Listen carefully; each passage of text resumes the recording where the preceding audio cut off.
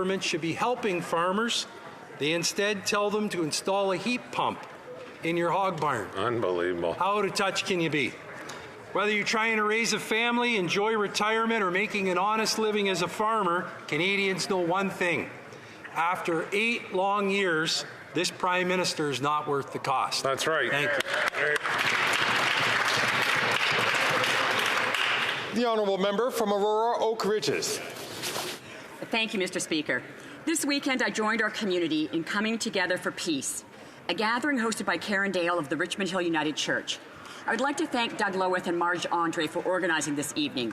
I'd also like to thank Sarah Loretta Schuster of the Turtle Clan for the smudging and traditional hand drumming, pianist Barry Peters and violinist Nadine Bargou for the soulful music, and all the speakers and volunteers who rounded out the evening. In candlelight, we came together to contemplate our common humanity through music, readings, and times of silence. We gathered in response to the divisiveness and intense emotions in our community surrounding the war raging between Israel and Hamas. This beautiful evening brought together people of many faiths to focus on peace and have conversation to heal the divisions. Change in a country begins with one person. We each have the power within ourselves to bring about massive change through immense love and peace within. Thank you. The honourable member for Nickel Belt. Mr. Speaker, I'd like to highlight a major step forward for Francophone Saskatchewan. Last Saturday, November 18th, the Nation Fransaskoise inaugurated its bookstore in Saskatoon. The opening was attended by many Saskatchewan Francophones, also known as Fransaskois, who were delighted to have a new French-language bookstore. It's the only one in the entire province. In addition to being a bookstore, it offers a whole range of products promoting Fransaskois culture. The store's goals are to promote Fransaskois heritage and to foster a sense of belonging. We need to grow the sense of belonging to this community, and I'd like to salute the Nation Fransaskoise and the whole community on the opening of their new bookstore, and I wish the owners and all Fransaskois every success. Our identity is our proud French language, Mr. Speaker. The honourable member from Selkirk Interlake Eastman. Today we stand with Ukraine as they mark the Day of Dignity and Freedom, commemorating the Orange Revolution of 2004 and the Revolution of Dignity of 2013. 10 years ago today, we saw the beginning of a new era for Ukraine. Young students craving change took to the streets of Maidan to stand up for their aspirations of Euro integration and to reject lawlessness. They stood for justice, truth, and freedom, and our shared values of democracy, human rights, and the rule of law. The world witnessed their strength and resilience. What started as the barricades on the Maidan was shortly transformed into the trenches of Donbass, and for the past 636 days, we've watched their heroic resistance against Russia's illegal invasion. What started as the defense of liberty and democracy has evolved into safeguarding Ukraine's sovereignty and territorial integrity. Opposition to domestic tyrants like Viktor Yanukovych shifted to armed resistance against the barbaric raiders and terrorists by Russian dictator Vladimir Putin. Every day, Ukrainians unite for democracy, peace, and prosperity, not only for their homeland, but for all Western democracy. Slava Ukraini!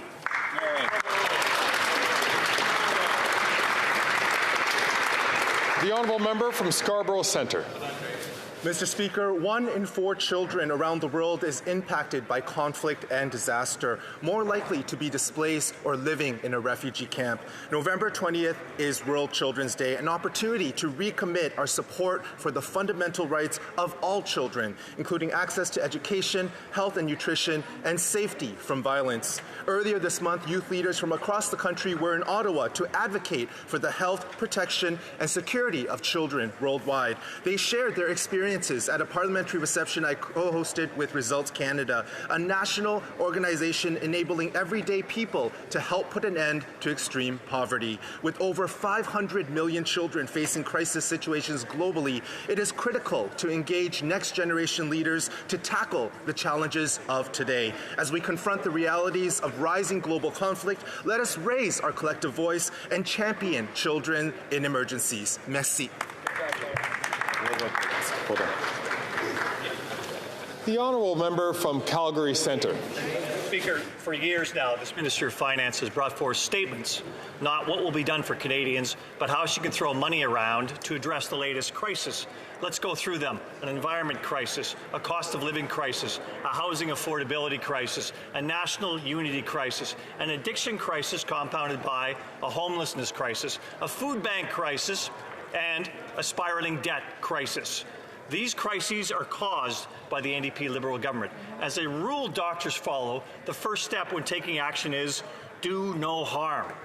This government's actions over the past 8 years are killing the Canadian economy. Canada needs a new approach, one that puts results ahead of empty words and the splashing around of other people's money.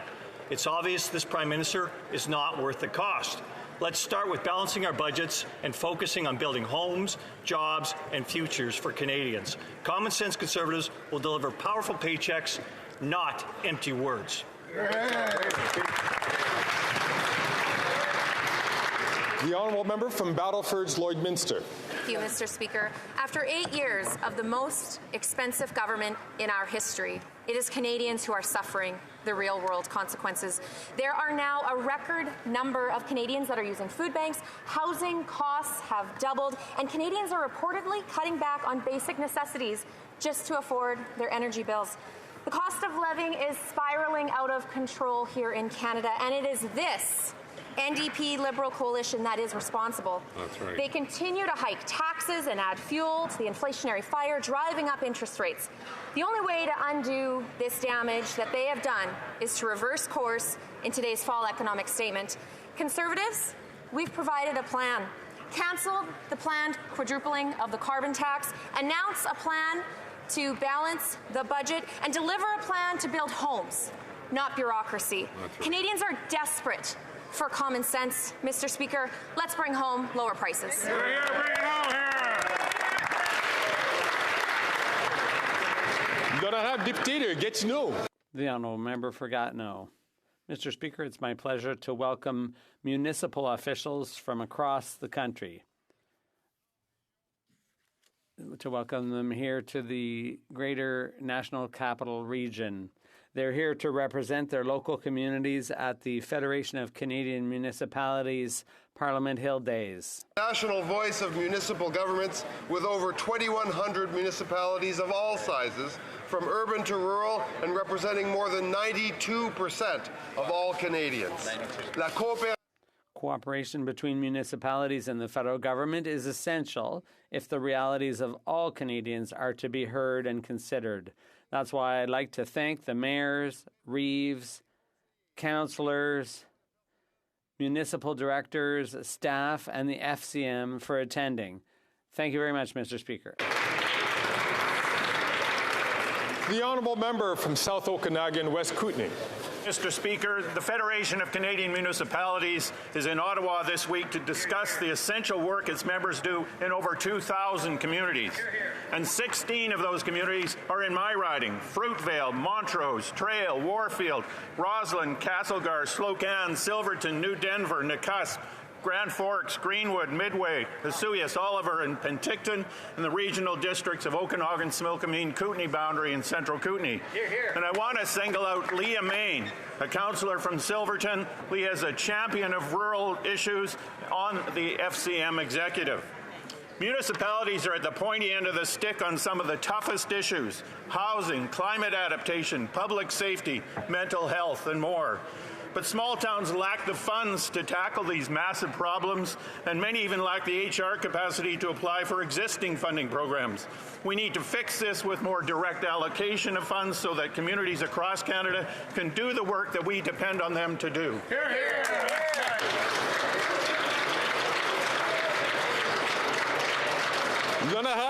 The honourable member for Montcalm. Mr. Speaker, we are currently marking Prostate Cancer Awareness Month with the Bovember campaign. But this year, Quebecers have an extra incentive because it was prostate cancer that took the life of singer Carl Tremblay, the lead singer of the Cowboy Fringants. He wasn't even in his 50s yet.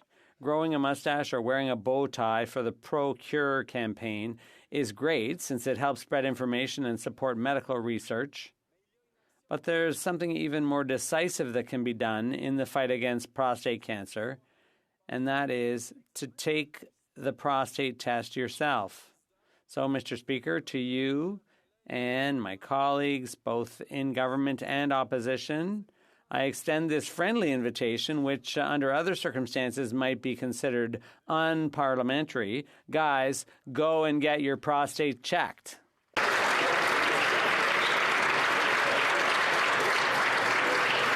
Then I have the honourable member from Northumberland, Peterborough South. 8 years of this NDP Liberal government has given Canada the worst economic growth since the Great Depression. The OECD predicts that GDP per capita growth will be a paltry 0.7% per annum over the next 10 years, putting us dead last amongst advanced economies. We are facing declines in investment, innovation, and productivity. This Prime Minister, well, Mr. Speaker, he's just not worth the cost. Mr. Speaker, this country is quickly approaching a fork in the road. Canadians can choose between the last 8 years of record food bank usage, crime and chaos in our cities, Canadians losing their houses because of high inflation and high interest rates, or a conservative plan that will empower Canadians to pursue their dreams, unfettered by burdensome regulation, punitive tax rates, and corrosive inflation. It's time for a new direction. It's time that Canadians started winning.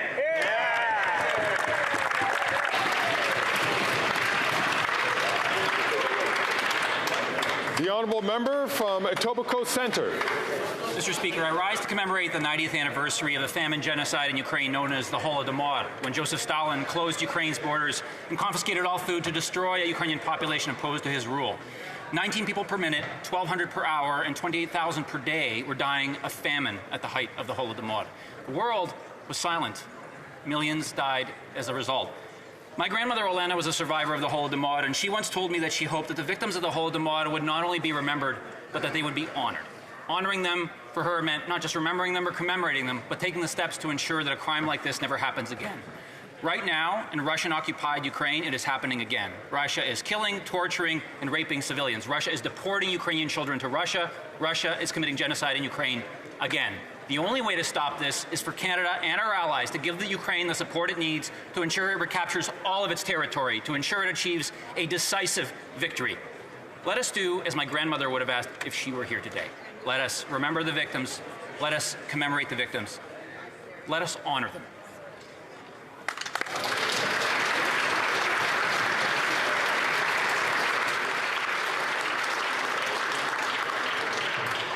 There has been a request for unanimous consent from members to allow a member to make her declaration again because another member had walked in front of her at that time. Does this member have unanimous consent to... Thank you. L'honorable député de... je m'excuse. Bay James EU. The honourable member for Abitibi James Bay. Mr. Speaker, it was with great sadness that we learned of the passing of an important local man, Charlie Washa-Pabino, member of the HoC Abitibi-Temiskaming Board of Directors and Program Coordinator for AUHC Sports and Recreation. A former player with the Midget AA Comets and the Forestier Midget AAA in Amos in the late 90s, Charlie went on to play college hockey in New Hampshire. After his career as a player, he played a central role in the development of hockey in the James Bay area, including as a trainer and coach of several minor hockey teams. In 2022, for the team's development camp, the Montreal Canadiens called on his services as a guest coach. This charismatic figure of the Cree Nation has left us far too young. I offer my condolences to his family, friends, and the Cree communities.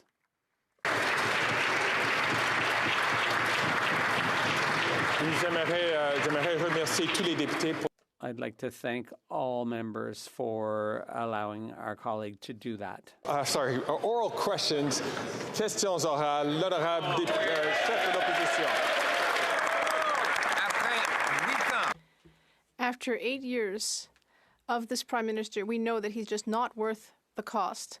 Now we have a Scotiabank report stating that government deficit spending, which is mainly the federal government, has increased interest rates by 2%.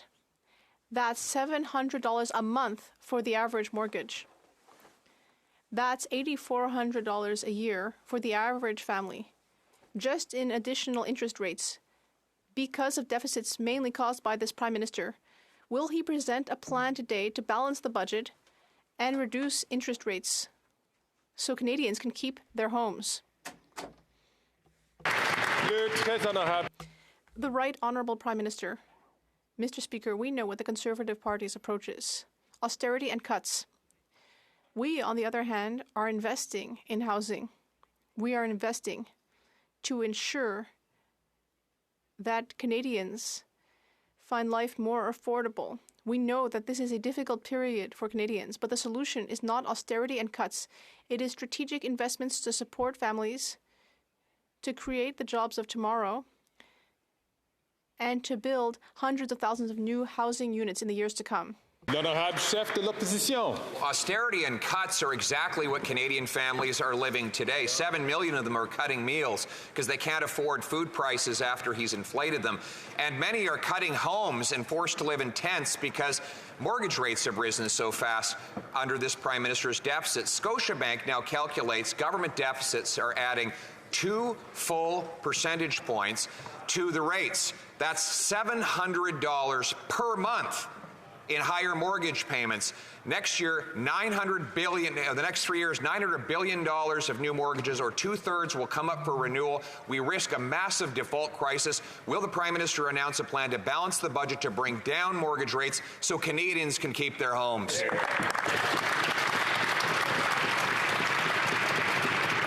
The Right Honourable Prime Minister. Mr. Speaker, we've seen this movie before. The Conservative politician's approach to facing challenges is always cuts and austerity. He recognizes, like we all do, that Canadians are facing difficult times, and his solution is for the federal government to do less, to invest less in Canadians, to be there less to support Canadians. That is not what we're going to do, Mr. Speaker. Over the past number of months, we've announced the construction of over 100,000, 200,000 homes across the country. We're delivering support for people in buying groceries with greater competition, and we're moving forward with clean jobs into the future, whether it's manufacturing with Stellantis or Volkswagen, whether it's resources. We're moving forward to support workers. Hear, hear. L'honorable chef de l'opposition. What we're proposing is for the government, the federal government, to do less damage and cost less money so that Canadians don't have to live in austerity and cuts like they are today. Today we found out that rent rose faster in October than in any month in 40 years. The Prime Minister's solution to that? Quadruple the carbon tax. Quadruple the carbon tax? Mr. Speaker, will the Prime Minister announce in an hour in his fall economic statement that he's gotten a little bit of common sense, that he's going to cancel the quadrupling and cap the tax until the carbon tax election, when I will win and axe the tax all?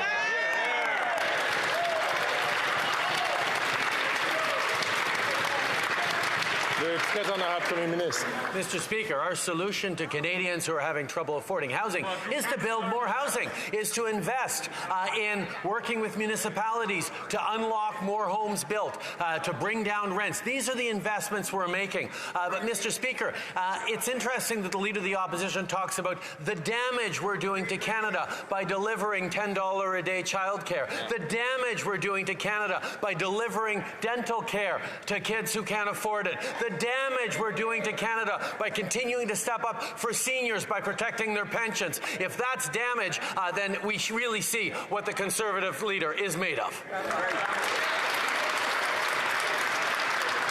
The Honourable Leader of the Opposition. Mr. Speaker, the Prime Minister is forcing Canadians to give $15 billion to one battery plant that we now learn is going to employ 1,600 foreign workers with Canadian tax dollars. Now, $15 billion works out to $1,000 in federal taxes for every single family in Canada. You would think that he would read the contract he signed with this multinational company. And if he did, can he tell us the section in that contract that limits the number of foreign workers that get Canadian tax dollars? The Right Honourable Prime Minister. Mr. Speaker, it is, even for having watched this Leader of the Opposition in his almost 20-year political career, it is still astonishing to see the way he will choose to use any misinformation to score political points. The fact of the matter is, Mr. Speaker, he opposes the investments in manufacturing in Canada. He opposes the Stellantis deal to create EV batteries. He opposes the Volkswagen deal that's going to create up to 30,000 direct and indirect jobs in St. Thomas. He continues to stand against a plan to grow great jobs into a net zero future, and he'll use any fake excuse to try and advance that cause.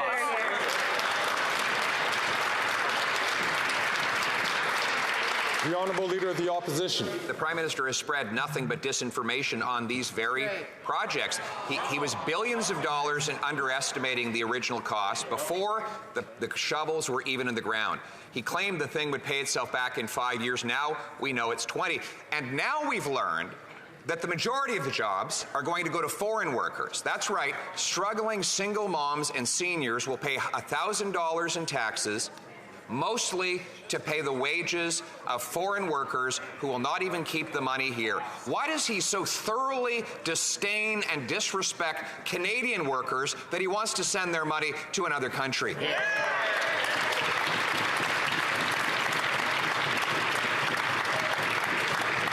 The Right Honourable Prime Minister. Mr. Speaker, that is flat out false, and it is a kind of fear-mongering from the Leader of the Opposition Canadians are seeing almost every single day. Mr. Speaker, these are thousands of good jobs for Canadians because this government has stepped up to reinvest in manufacturing.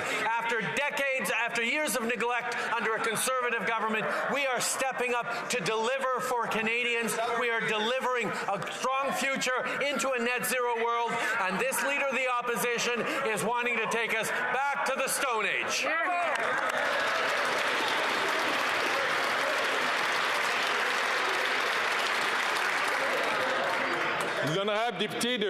The Honourable Member for Belleuil-Chambly.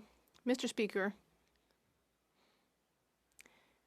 Quebec and Canada are facing major economic issues, and that's doubtless why we're having an economic update. But before going to speak to Quebec seniors or Quebec Chambers of Commerce, will the Prime Minister confirm today that the economic update will explicitly include an increase in old age security and an extension in the period for reimbursing COVID loans to small businesses? The Right Honourable Prime Minister. Mr. Speaker, for 8 years we have been there for seniors with investments to increase their pension, to help the most vulnerable seniors, with programs that have delivered help and support for seniors in their communities. We've invested in housing for seniors. We will keep being there for seniors. And during COVID, we were there to support small business, to help entrepreneurs. We will continue to be there, and I'm looking forward to sharing the content of the fall economic update with my colleague, but he will still have to wait a few hours. The Honourable Member for Belleuil-Chambly. Well, sometimes I wonder if I should send the Prime Minister my questions in advance, because then maybe the answer would have something to do with my question. So if I'm understanding what he's saying, there won't be more money for seniors, and that there won't be anything for the tens of thousands of businesses which may have to close due to the consequences of the pandemic. Perhaps the government is afraid that it won't have enough money. But then I have an idea. Why not just cut subsidies to oil companies so that it can support seniors and businesses? Le très honorable Premier The Right Honourable Prime Minister. Mr. Speaker, I'll be very happy to send a schedule to the leader of the Bloc Québécois to tell him that the economic update will be shared at 4 o'clock this afternoon. It will be shared with the House of Commons and Canadians. Then the Bloc Québécois can ask whatever they like about it. But I will say that help for seniors, Canadians, housing, cost of living assistance, investments in a more prosperous economy in a changing world, those are all things that will be in the update. And I'm looking forward to sharing it with my colleagues. L'honorable député de Burnaby-Sud. When the Prime Minister announced the Stellantis battery plant in Windsor, he said this would be good jobs for a generation of Canadians. Now we're learning that there's potentially a secret deal for 1,600 foreign workers. So when the Prime Minister made this announcement, was it just a photo announcement or was it really a plan to create jobs for Canadians? And will the Prime Minister make this deal public so Canadians can find out whether he broke yet another promise? Hear, hear. Hear, hear.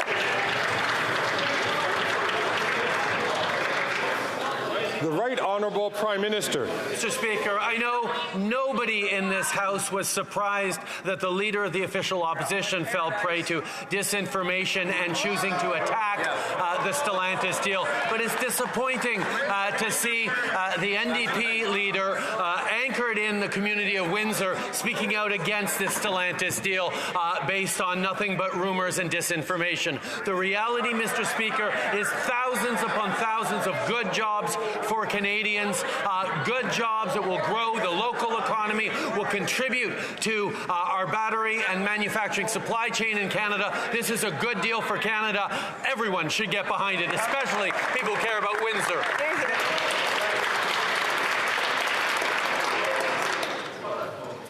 The Honourable Member from Burnaby South. If the Prime Minister has nothing to hide, then just make the deal public. Canadians will know. Loblaws and Metro have just announced much higher profits than last year, at a time when 1 out of 10 Quebecers is having to go to food banks.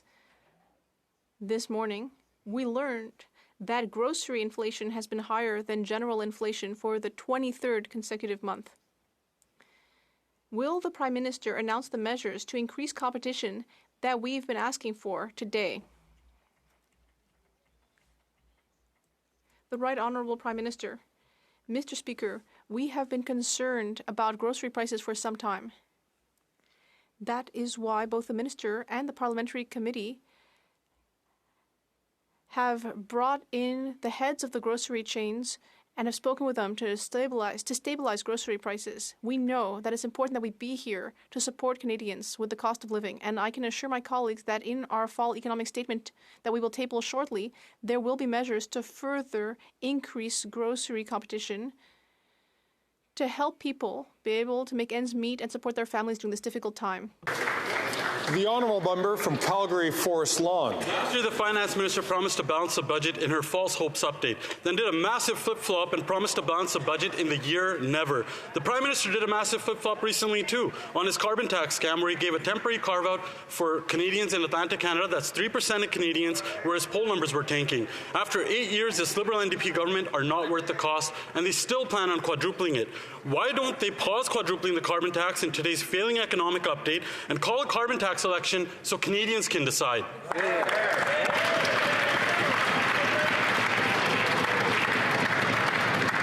The Honourable Minister for Natural Resources Energy. Thank you, Mr. Speaker. My honourable colleague often neglects to mention a whole range of important facts. The price on pollution is an important component of a broad approach to fighting climate change. It is done in a manner that addresses affordability concerns. 8 out of 10 Canadian families get more money back than they pay. With respect to home heating oil, it is a specific case. We are focused on ensuring we're doing it in a manner that will help us to drive the fight against climate change while ensuring affordability for Canadians. It is a responsible and thoughtful approach to public policy, something that we never hear from the Conservatives. The Honourable Member from Calgary Forest Lawn. Canada's best climate change plan is going to be a change in government under the common sense Conservative leader as Prime Minister.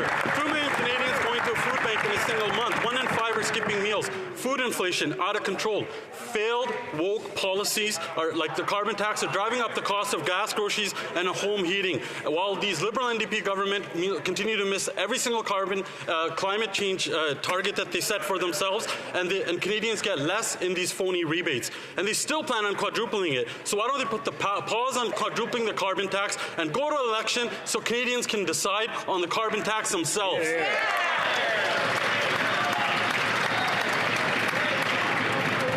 The Honourable Government House Leader. Thank you, Mr. Speaker. I think on this side, and actually for Canadians across this country, but particularly in Ontario, when we hear the words common sense and conservatives, we get the shivers, because we remember the time when they cut services to education, when they cut services to healthcare, when they cut important services for water that led to deaths in Walkerton, Mr. Speaker. Mr. Speaker, when we hear common sense conservatives, we know that means cuts for Canadians, harms to Canadians, and nothing good comes of it. Thank you, Mr. Speaker. The Honourable Member from Central Okanagan, Similkameen, Nicola. Mr. Speaker, after 8 years of this NDP Liberal government, grocery and home heating bills continue to rise, as do rent and mortgage payments. Scotiabank has said that inflationary government deficits are to blame. If our deficit maker-in-chief was to show fiscal responsibility, it would drop interest rates by 2% and save the average family $700 a month off their mortgage. Does the Prime Minister understand that his deficits are making it difficult for people to afford basic necessities like food and housing? Or does he think that all Canadians are auditioning for Les Mis?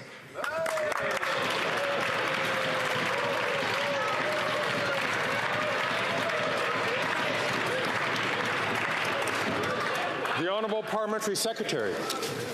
Thank you very much, Mr. Speaker. I would like to remind the member opposite and perhaps inform the House that this morning Statistics Canada indicated that inflation has dropped yet again in this country. It is now at 3.1%. Mr. Speaker, Canada continues to have the lowest deficit among all G7 countries, and with respect to the report that my honourable colleague cites, that report indicates that it is actually provincial spending, not federal, and COVID supports that are the result of the statistics that he's citing, Mr. Speaker. The facts are important. The Honourable Member from Central Okanagan, Similkameen, Nicola.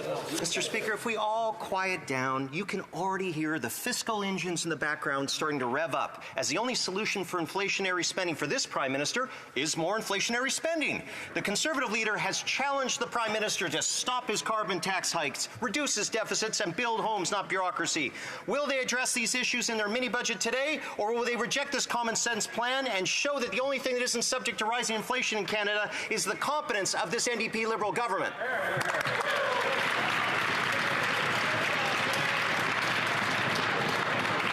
The Honourable Parliamentary Secretary.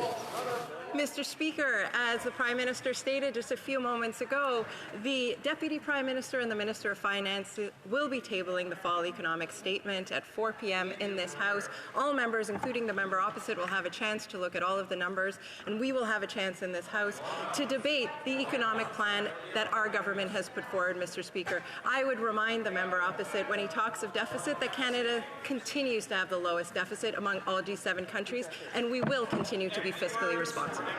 Good job. The Honourable Member for Mégantic-L'Érable.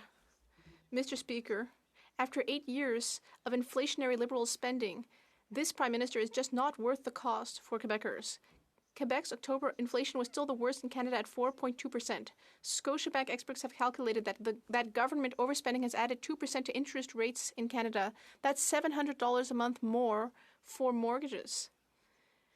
Will the Liberal Prime Minister announce a plan today to balance the budget in today's mini-budget so that interest rates can come down and Canadians and Quebecers can keep their homes?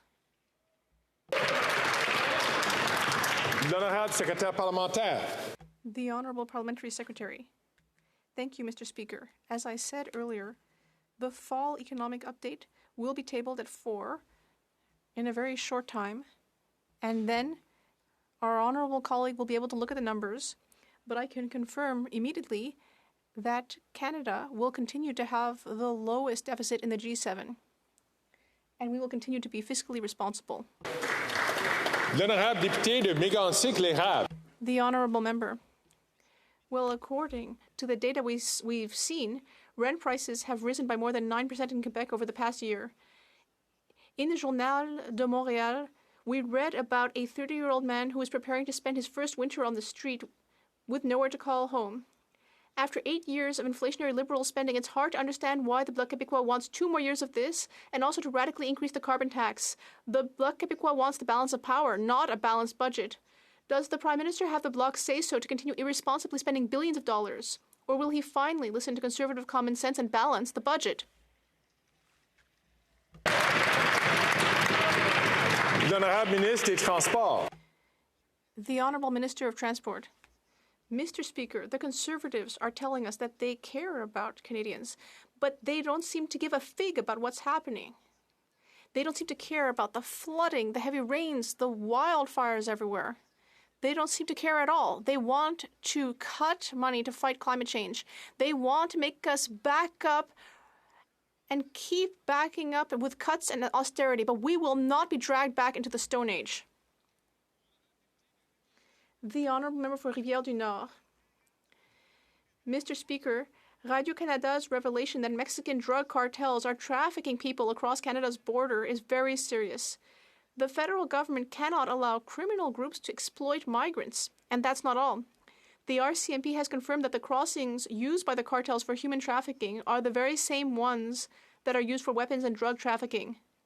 Needless to say, the federal government cannot allow Mexican cartels to set up shop here.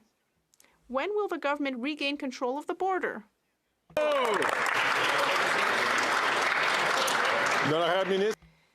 The Honourable Minister of Public Safety. Mr. Speaker, I agree with my colleague. We cannot accept cartels taking control of the border, but we should also avoid exaggerating in the question. Mr. Speaker, our government is concerned about what Radio-Canada reported, and that's exactly why we will be working more closely with our law enforcement services, with border services, and, very importantly, with our American partners in order to fight exactly what my colleague is talking about. I believe in the hard work of border services and the RCMP. The Honourable Member for Rivière-du-Nord. Mr. Speaker, it's not my question that was exaggerated. It's the negligence of this government. Cartels don't just facilitate crime at the border, they are directly involved in crime in Quebec. Radio-Canada has revealed that South Americans who entered the country with fake Mexican passports have organized a network of burglaries in Quebec. To quote the Montreal police, they come to the country for the sole purpose of robbing people. Mr. Speaker, the Montreal police have even said that Quebec is an easy target because of these loopholes at the border. So my question is simple. What is the federal government doing to regain control of the border?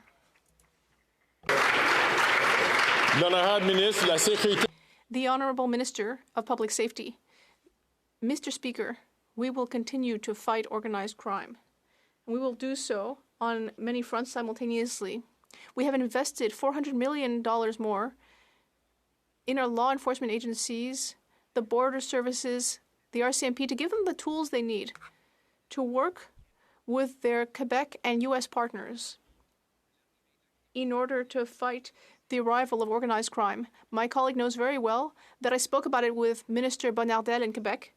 We will continue to work with Quebec and our U.S. partners because we take this threat very seriously. The Honourable Member for Lac-Saint-Jean. Mr. Speaker, the federal government cannot keep letting the cartels exploit migrants. It can't allow them to spread misinformation on social networks in order to extract thousands of dollars from these disadvantaged people. It can't let them place people at risk of imprisonment in Canada or in the U.S. As we speak, vulnerable people are making their way to Canada on the basis of lies, and they're getting robbed and arrested. When will the government finally put an end to this exploitation? The Honourable Minister of Public Safety. Mr. Speaker, we completely share these concerns about the exploitation of migrants. The Prime Minister raised matters of irregular migration with the President of Mexico. My colleague, the Minister for Foreign Affairs, has also discussed these matters with her counterparts in the US and Mexico.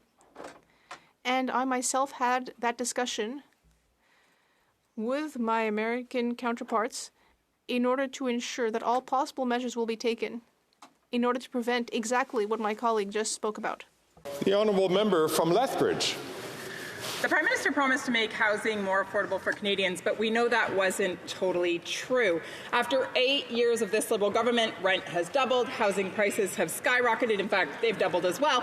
And mortgage payments, of course, have gone through the roof. In fact, today, Scotiabank confirmed that mortgage rates have increased by 2% just due to this government's overspending. No other factors considered, just this government's overspending. Mortgage rates have gone up by 2%, which means on average $700 a month extra on a family's mortgage. When will this government do the responsible thing, rein in their spending, so that Canadians can afford to put a roof over their head? The Honourable Minister for Housing, Infrastructure and Communities. Mr. Speaker, in order to address the national housing crisis, we're making the investments necessary to get Canada building again. And I have good news for my colleague. It is working. When we look at the Statistics Canada report from yesterday, we see significant increases in the investments in residential construction. In fact, the heading of the section from the report is entitled Strong Gains in Residential Investment, indicating a nearly 8% increase just this past month. We have a plan to continue to cut costs for home builders and to make the investments necessary to get the homes built that the economy and that families who live in it need. The honourable member from Lethbridge. I'm not sure what Liberal report the honourable member is reading from, but the stat is this. Actually, fewer homes are being built, and investment in the market is down by 14% for new construction. So that's the fact. And out of that, then, rent is doubling for Canadians, mortgages are skyrocketing, and housing prices have also doubled. Canadians can't afford to house themselves. In fact, their mortgage rates are up on average by $700 a month, and that is only due to this government's overspending. Just due to their overspending alone, $700 a month. No other factors considered, just their overspending. When will they rein it in, do the responsible thing, and allow Canadians to afford a roof over their head?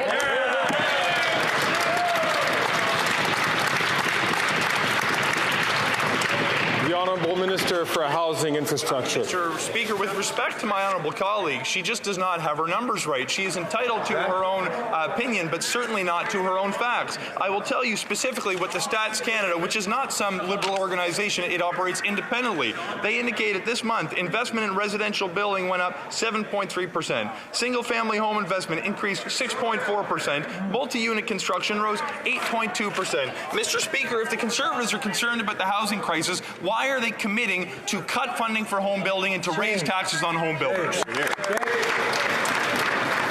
The honourable member from Edmonton Riverbend. Mr. Speaker, after 8 years of this Prime Minister, rent has doubled, house prices have doubled, and mortgage payments are up 150%. Just now, Statistics Canada shows that investment in housing construction is down 14%. Turns out that photo ops with the housing minister in hard hats don't actually build homes. Who knew? Will the government end their photo ops so Canadians can get houses built? The Honourable Minister for Housing. Mr. Speaker, I find it fascinating when there are accusations about using photo ops for political gain, when the leader of the Conservative Party, when he was a minister, actually violated election rules for a photo op where he showed up wearing a Conservative Party logo on behalf of the government of Canada. Mr. Speaker, with respect to my honourable colleague, he has the facts wrong. Stats Canada is indicated that we are actually seeing an increase in housing investments when it comes to the residential sector. Housing starts are up. In fact, we are on pace to build more than 50,000 additional homes over and above the record that the Conservatives achieved while they were in government. Absolutely. The honourable member from Edmonton Riverbend.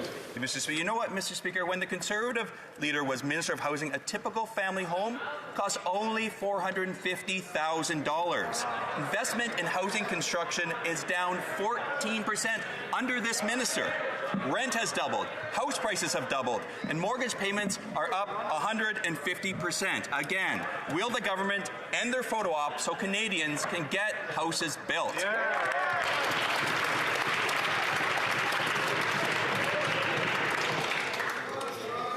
While the member from Edmonton Riverbend was asking his question, it was difficult for the Speaker to hear because of a conversation I was having at the far end of the House. I'm going to ask all members, please, to keep your voices down, to take your microphone when the Speaker recognizes you, to either ask or to answer a question. The Honourable Government House Leader. Thank you, Mr. Speaker. We know that the Conservatives like to make up facts, but I didn't realize that they were trying to make a new way of doing math. When Statistics Canada says that housing starts are up 7%, that does not equal a decrease of 14%. I would encourage the members opposite to look at the Stats Canada report, but we understand that they don't have a lot of respect for Stats Can because it was them when they were in government that cut the long-form census because they don't like to make policy based on data because then they can actually realize that they're making bad policy. Thank you, Mr. Speaker.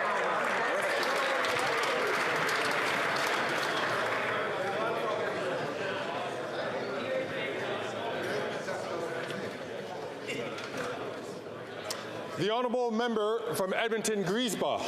Mr. Speaker, Canada's public service workers stepped up during the pandemic and every day since to deliver the critical services Canadians rely on. How does this government thank them? With a disastrous rollout to a new health care plan. Workers are paying thousands of dollars out of pocket for their medication, health care, and wait months to be reimbursed, forcing families to make impossible decisions. The Liberals' lack of urgency to act just shows how out of touch they are. When will the government stop delaying and fix this mess so workers can have the benefits they earned?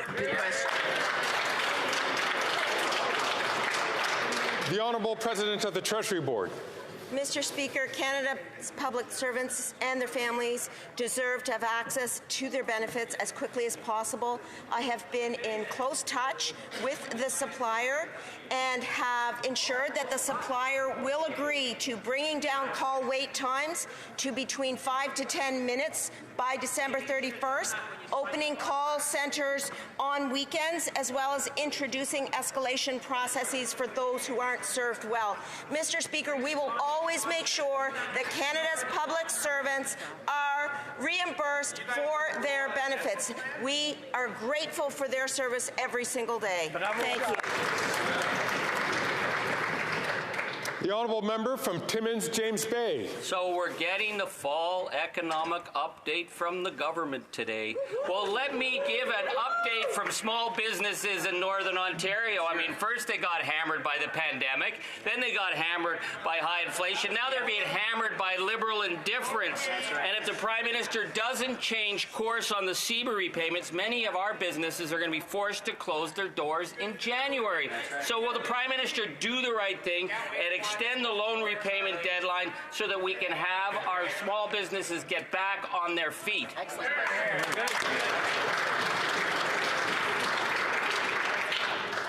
The Honourable Minister for Small Business. Mr. Speaker, we know times are tough and still tough for small businesses. If they are unable to repay by January 18, they still have a full 3 years to repay their CEBA loan. We extended the term loan repayment deadline to make sure that small businesses are able to focus on navigating pandemic recovery. We are also cutting taxes for growing small businesses and lowering credit card fees by up to a quarter. We will always be there for small businesses, Mr. Speaker, and that will never change. Hear, hear. The Honourable Member from Calgary Skyview. Mr. Speaker, the Canada Pension Plan is a key pillar in the federal government's commitment to support Canadians in their retirement. Residents in my province are worried about the attack it's facing. But even more alarming is the official opposition's continued silence on the issue. Can the Minister of Employment, Workforce Development and Official Languages tell us what our government is doing to protect Alberta pensions and ensure that the Canada Pension Plan we have all paid into is there for people in retirement? Good question. The Honourable Minister. Mr. Speaker, I want to thank the member for Calgary Skyview for his question and his hard work. Albertans must speak up on this matter.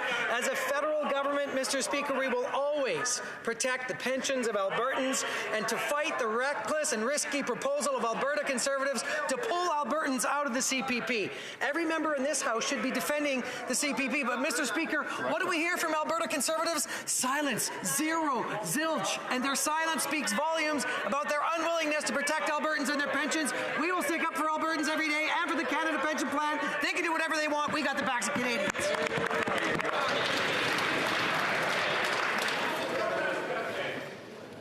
The honourable member from Kenora.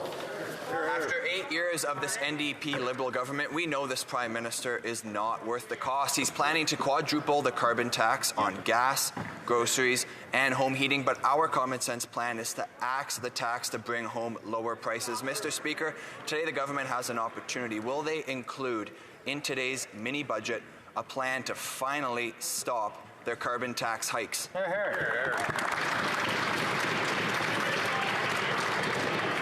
The Honourable Minister for Natural Resources and Energy.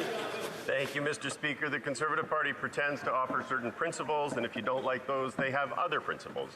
In their 2008 platform, and I quote, "We will work to develop and implement a North America-wide cap-and-trade system for greenhouse gases and air pollution."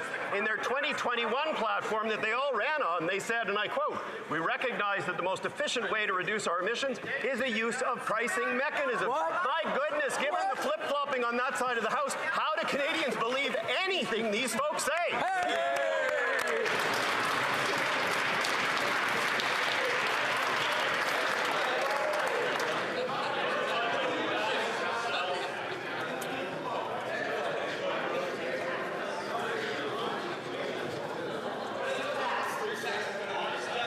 Order. The honourable member from Kenora. Mr. Speaker, the simple fact is that this government's plan just isn't working. They continue to miss climate target after climate target. They're only driving up the cost of living for Canadians. And in Northern Ontario, we cannot afford to pay more for gas and home heating. But the Liberal and NDP politicians across Northern Ontario continue to leave their residents out in the cold. So I will ask again, will we see in today's mini budget a plan from this government to finally cancel their carbon tax hikes?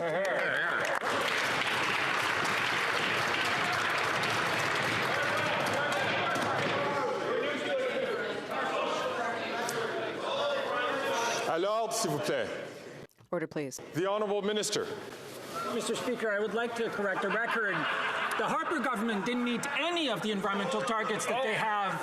We are on track, 85% to meet our 2030 targets. We have 6 years left, Mr. Speaker, to get there, and we will meet the interim 2026 targets. We are meeting our targets when it comes to climate change, when it comes to protecting nature, when it comes to phasing out plastic pollution. They don't believe in any of this, Mr. Speaker. They want to increase pollution in Canada, not on this side of the House. We're working for Canadians, for the health of Canadians, for the future of our kids and grandkids, Mr. Speaker.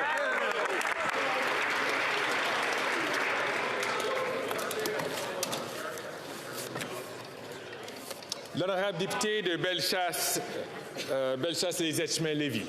Merci, Monsieur le Président. La Banque Thank you, Mr. Speaker. Scotiabank experts have calculated that the government overspending adds 2 percentage points to interest rates in Canada, and it's Canadians who are struggling to pay their mortgage rates that are paying the price. This government has never tabled a balanced budget.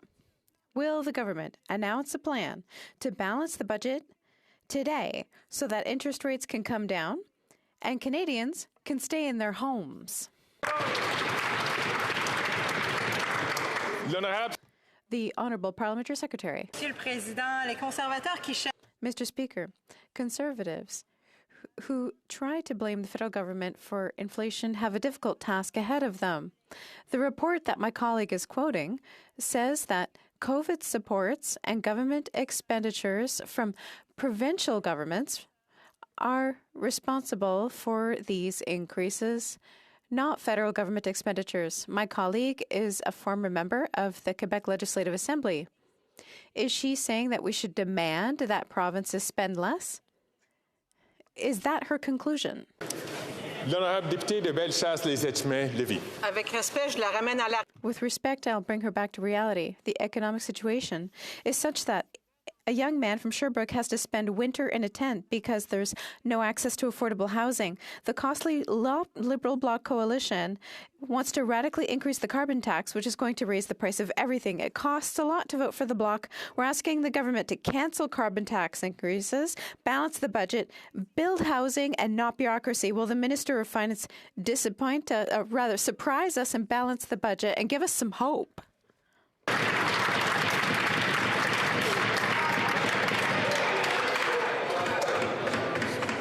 The Honourable Minister for the Environment and Climate Change.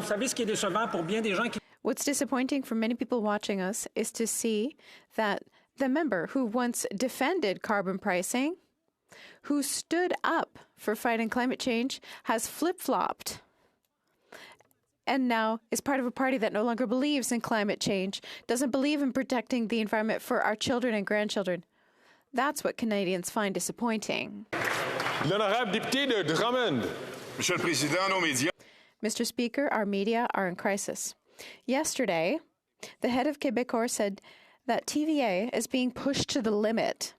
Bell Media's vice president said, the longer we wait, the more we put ourselves at risk and the more we expose ourselves to losing sources of information. Meanwhile, what did the minister say? We hope that by 2025, we'll have a new regulatory framework. 2025.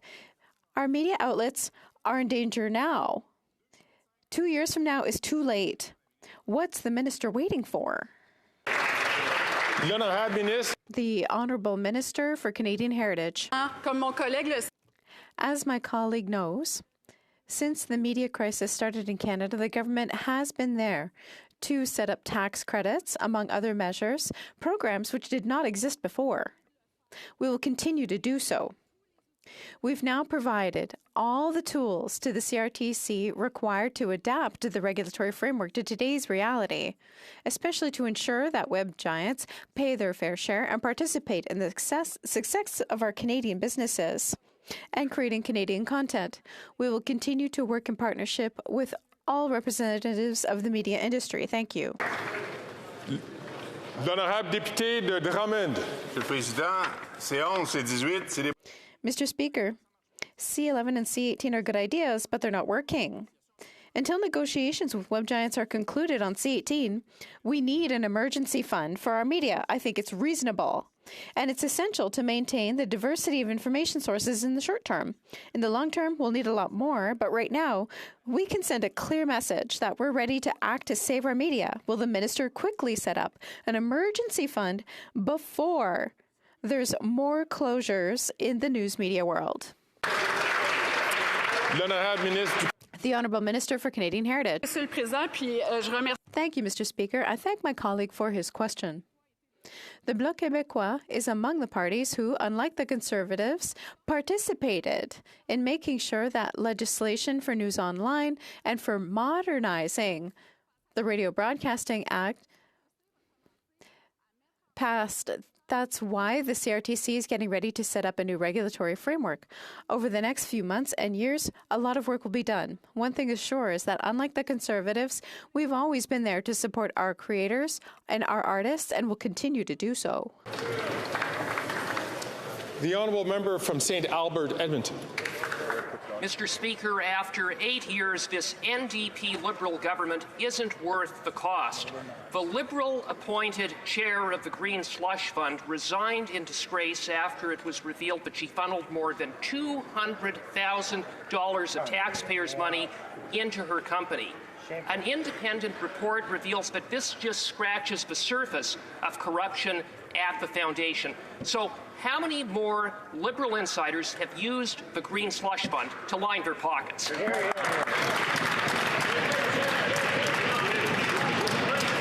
The Honourable Minister for Innovation. Thank you very much, Mr. Speaker. And I'm sure that Canadians who are watching this member are wondering what he's saying again, Mr. Speaker. Let me bring facts to the story. Mr. Speaker, from the moment we heard of allegation, we commissioned to have an independent investigation. We froze the fund of the institution, Mr. Speaker. We accepted the resignation of the chair. The CEO has resigned, Mr. Speaker. We're going to go to the bottom of this, Mr. Speaker, and we're going to continue to help the companies in our country, Mr. Speaker. If I could ask all members to please keep their comments limited to the person who is asking questions or the person who is answering them. The Honourable Member from St. Albert, Edmonton, now has the floor. Mr. Speaker, the independent report revealed that multiple board members voted to funnel money from the fund to companies that they had an interest in. This is scandalous. In the face of evidence of self-dealing and corruption, the minister has not seen fit to fire anyone. Why? Which Liberal insiders is he protecting? Why?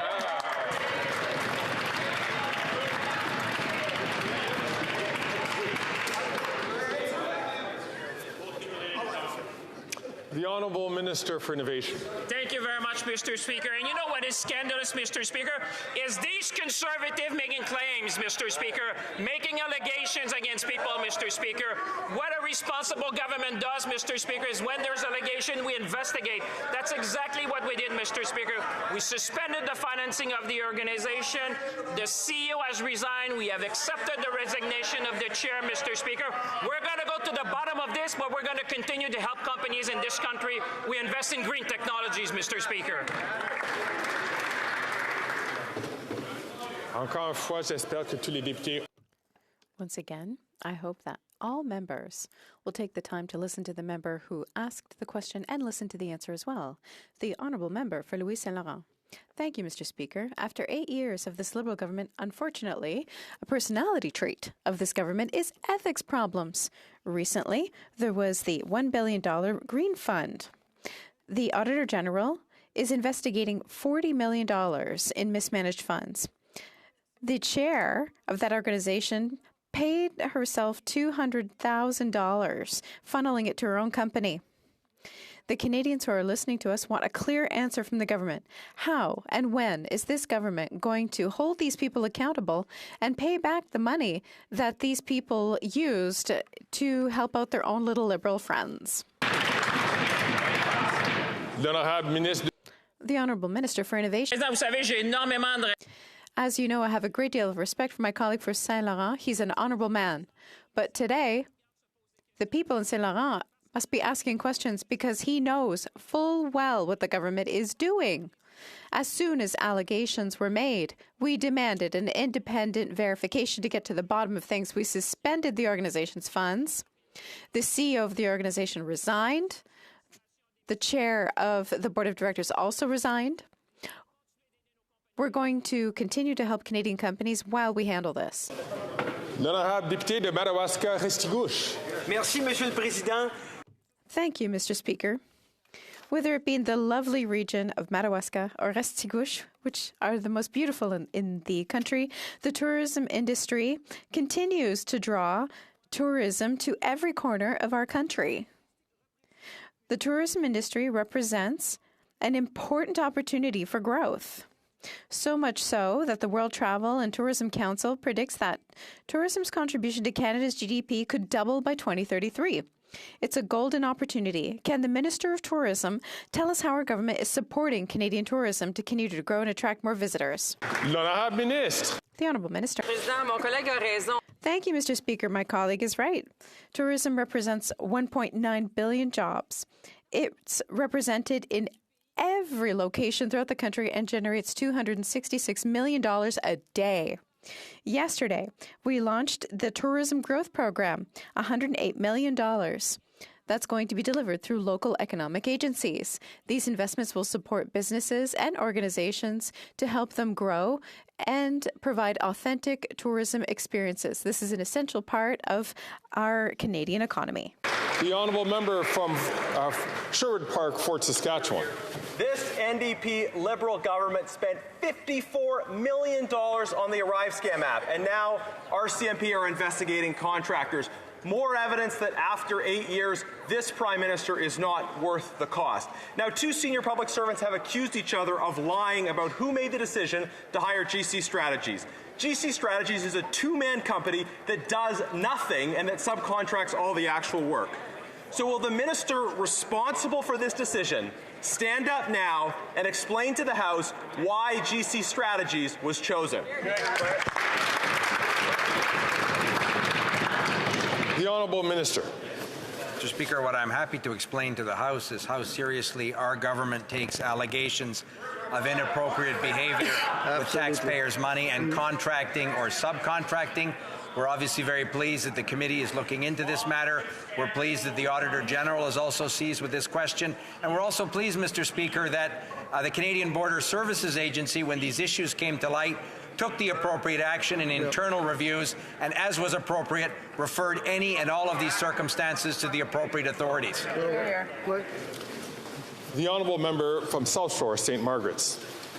South Korea's ambassador told Windsor officials that the auto giant Stellantis will employ 1,600 workers from South Korea, not Canada, at the $15 billion subsidized battery plant. Every mom on a minimum wage, every couple struggling to pay their mortgage, every union assembly line worker will each pay $1,000 in taxes to subsidize these foreign workers. After 8 years, this Prime Minister's not worth the cost. Will the Prime Minister ensure that all jobs at the Stellantis plant go to Canadian paychecks, not foreign workers? The Honourable Minister for Innovation. Mr. Speaker, we will take no lessons from these Conservatives, Mr. Speaker. They have done nothing for the people of Windsor. They have done nothing for the workers, Mr. Speaker. And they have certainly done nothing for auto sector, Mr. Speaker.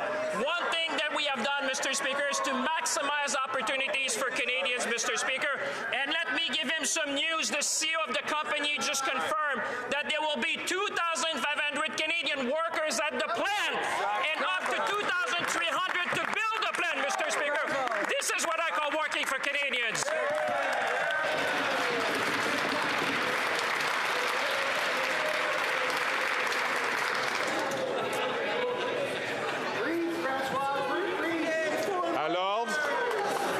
Order.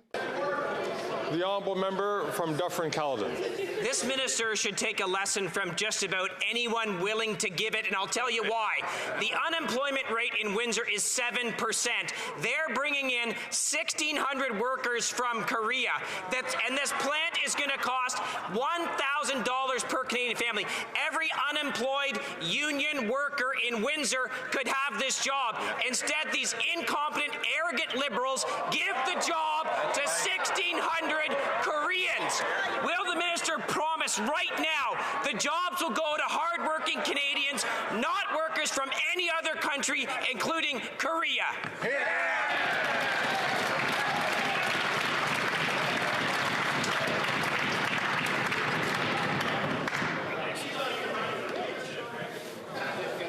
The Honourable Minister. I'm sure Canadians are shocked to hear this member again repeating falsehood, Mr. Speaker. Canadians know, Mr. Speaker, not to trust these Conservatives when it comes to jobs, when it comes to growth, when it comes to the auto sector, Mr. Speaker. Let me repeat so he can write down the number. 2,500 jobs at the plant, Mr. Speaker. Up to 2,300 to build the plant, Mr. Speaker. That's what the CEO said. That's what we're going to do, Mr. Speaker. We're going to build opportunity for Canadians.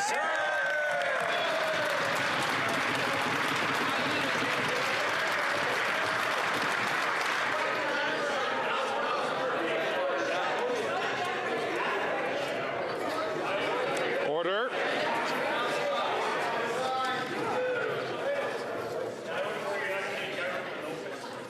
The honourable member from Halifax. Mr. Speaker, this past weekend, leaders, parliamentarians, and senior military personnel from the world's democracies gathered in my hometown of Halifax for the 15th annual Halifax International Security Forum. We came together for meaningful discussions of international security, defense, the role of women in peacekeeping, the threats of climate change, and so much more. Mr. Speaker, could the Minister of National Defence share with this House the important work that was done over the past several days in Halifax? Great question. The Honourable Minister. Thank you, Mr. Speaker, and I want to thank the member for Halifax not only for his great question, but also for his terrific hospitality. And indeed, Mr. Speaker, last weekend we welcomed world leaders and a terrific contingent of Canadian parliamentarians to the largest defence conference of democracies, the Halifax International Security Forum. And Mr. Speaker, this was not only a shining moment for Canada, but it was a great day for the city of Halifax because I had the opportunity to announce $26 million to establish the NATO Defence Innovation Accelerator and, Mr. Speaker, $188 million for a new training centre for CFB Halifax, Canada's largest military base. Mr. Speaker, it was a terrific weekend for Canada's national defence and for the great city of Halifax. The honourable member from Skeena Bulkley Valley. Mr. Speaker, the window to address runaway climate change is rapidly closing, and as the Environment Commissioner clearly laid out, far too many of this Liberal government's climate strategies are falling far short of what is required. Now we learn that the Greener Homes program, the federal fund that allows homeowners to retrofit their homes and install heat pumps, is already running out of money. So will the minister commit to not only renewing this program's funding, but also fixing it so it finally works for low-income homeowners? Hear, hear. The Honourable Minister for Natural Resources and Energy. Thank you, Mr. Speaker. Certainly, enhancing building efficiency is extremely important in the fight against climate change and in the appropriate utilization of our natural resources. Certainly, we put into place a number of programs, including the oil to heat pump program, but also the Green Buildings program, which actually provides a $5,000 grant to Canadians to improve the energy efficiency of their home. The number one implementation is heat pumps. We sourced money for that program. It has been enormously popular. We will continue to actually receive applications, and of course, we are going to look, as every program, at the results and what we will do to supplement those things on a go-forward basis. The Honourable Member from Nanaimo, Ladysmith.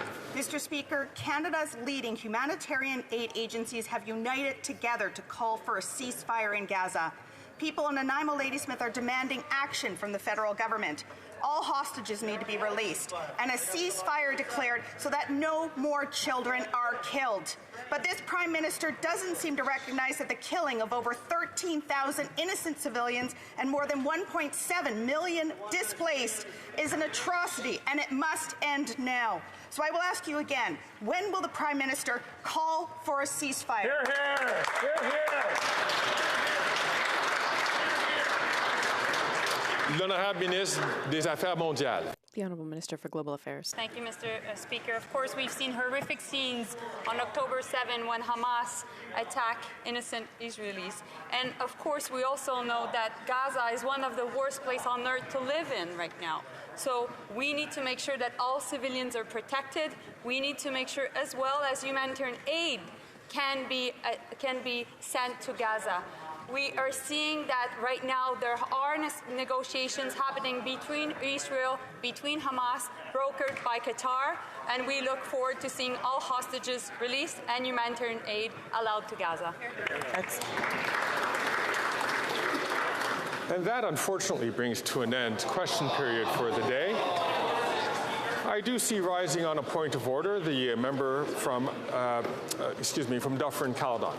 Speaker, in my question today, I asked the minister whether there were going to be 1,600 workers from Korea.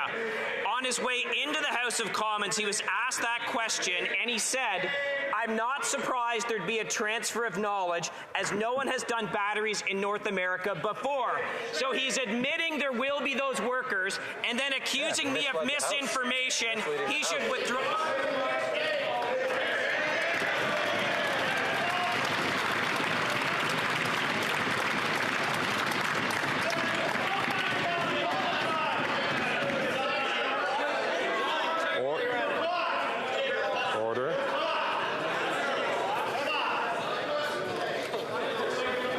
Colleagues, I'd like to thank the member from Dufferin-Caledon for raising this point. It has skated, I think, over into the point of debate. I do encourage the member, of course, to pose questions on this at the appropriate time.